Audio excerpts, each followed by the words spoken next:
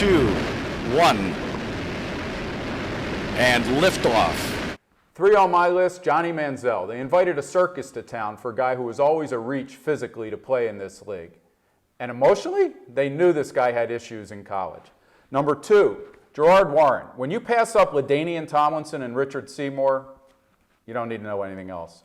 Number 1 on my list, Courtney Brown. A big sweetheart of a guy who could only play one 16-game season. But you're a big sweetheart of a guy. Number 3 for me, Braylon Edwards. I know he had some good years here. Then he led the league in drops and vanished. He could have been a 10-year receiver here if he was really worthy of that number 3 pick.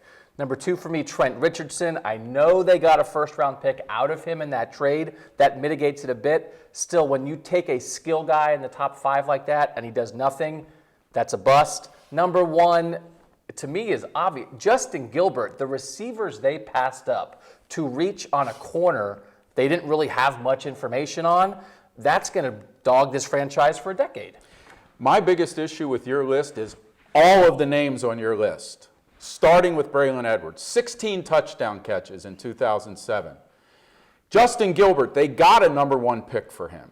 And as you said about Trent Richardson, they also recouped the number 1 pick for him. But you're talking about Johnny was in the 20s. They've blown so many picks on quarterbacks in the 20s, it doesn't even matter. Johnny was a quarterback. They blew so many more picks in the top 10. Quarterback. Johnny doesn't belong on this list. Quarterback.